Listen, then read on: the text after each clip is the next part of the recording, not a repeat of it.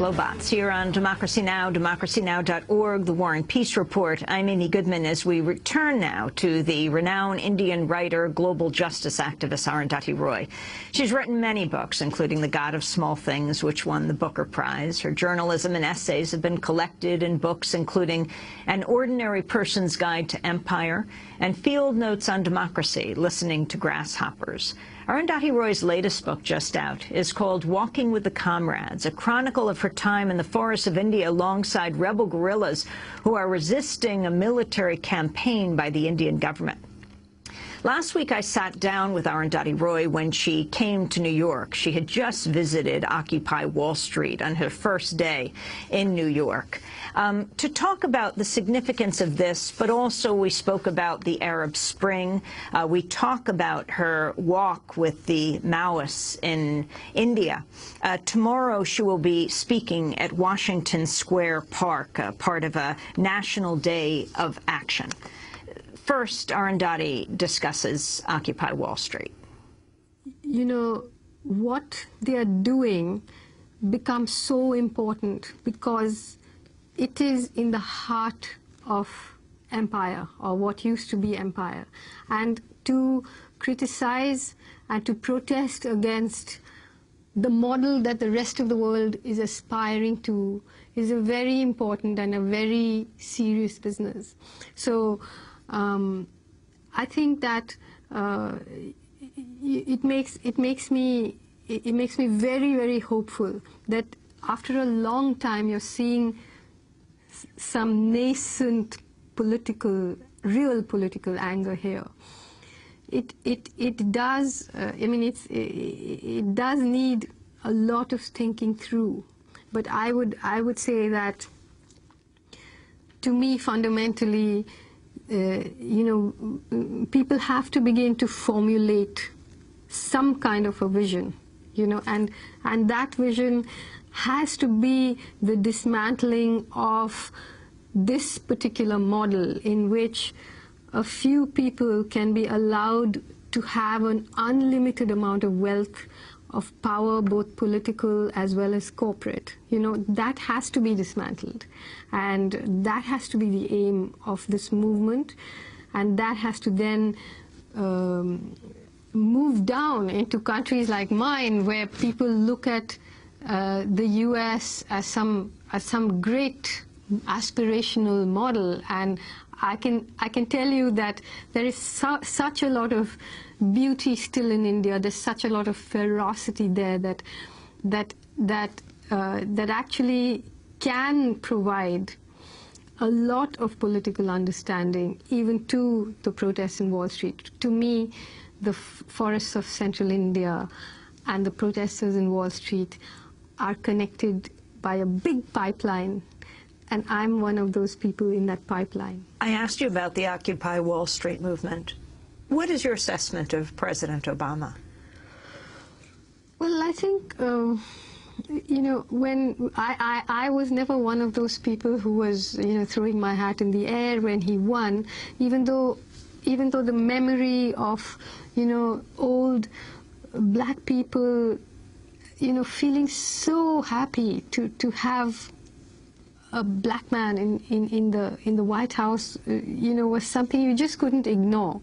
But to see how he has, I mean, it's almost reprehensible. You see what has he done? He's expanded the war in Afghanistan into Pakistan. Those drone attacks are killing people every day. You know, I don't think he has any idea what he's doing in that subcontinent. You know, no idea whatsoever. It is just devolving into a completely unmanageable, horrendous situation. In America now, I just feel a bit upset every time I hear that smooth, silver-tongued, you know, kind of delivery, which actually means nothing most of the time. And so, if I keep thinking that if George Bush had done what Obama does, everybody would be saying he's a fascist, you know, but we really step back and make so much space for what's going on here that, you know, it's an old dilemma, of course, you know, that somebody can do by day what the other person does at night. And you know, people are so caught up in this view that the only choice you have is between the Democrats and the Republicans, or between the Congress and the BJP. Our imaginations have been locked into this kind of electoral politics. So we feel like we have to say nice things about him, but I don't feel like saying nice things about him. This book, Walking with the Comrades, talk about your experiences in India with the people you call the comrades. Who are they?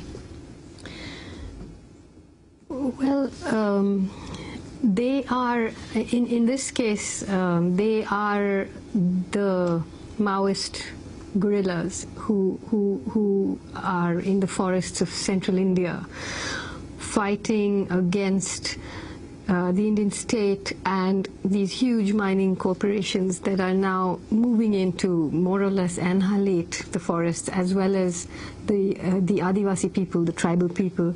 So actually it's a more complicated question than you may perhaps imagine, to say who are the comrades, because I, having been there, don't know myself, because they do call themselves Maoist, and the Communist Party of India, Maoist, has existed in different avatars for, since 1967. But in fact, 99% of them are actually Adivasi people, tribal people. And so to what extent the Adivasis have influenced Maoist ideology, and to what extent the Maoists have influenced the Adivasi people is an important question, and an unresolved one as far as I'm concerned. But explain the term Adivasi.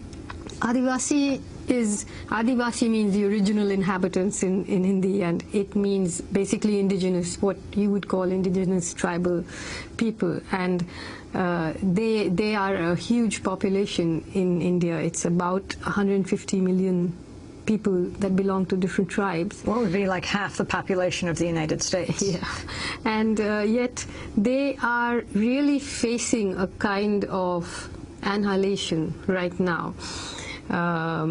The entire machinery of Indian democracy has more or less conspired to sort of silence what is actually going on.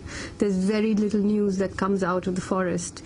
And year before last, the Indian government actually announced a war called Operation Green Hunt against the Maoists. Though for the government, anybody who's resisting the takeover of their lands by these mining corporations, whether it's Maoists or whether it's Gandhians or whether it's militant, independent movements, all of them are being called Maoists. There is a whole sort of set of laws, mostly the Unlawful Activities Prevention Act or the Chhattisgarh Public Security Act, which allows them to arrest and imprison anybody, really, without a trial. And so thousands of people are in jail, and there are 200,000 paramilitary forces moving into these forests, heavily armed, and basically pushing people out of their villages. So you have in the state of Chhattisgarh, which is where I went into the forest and walked with the guerrillas, they actually also had a government-sponsored vigilante group of tribal people who went in burning, raping, looting the place. And the whole idea, I mean, it's an old idea, it's nothing new, but they basically more or less forced people, something like 350,000 people from about 600 villages to flee. And some of them were forced into roadside camps. About 50,000 people were forced into police camps on the roadside. And the others just went off the radar. Either they were hiding in the forest, some of them joined the Maoists, others fled to different states. So the idea is really to empty these forests, because in the year 2005, the Indian government signed hundreds of what we call MOUs, memorandums of understanding, with various mining and infrastructure companies, and then began this war. That was The great Indian writer Arundhati Roy, author of The God of Small Things, and her most recent book, Walking with the Comrades. We will play more of this interview in the coming days.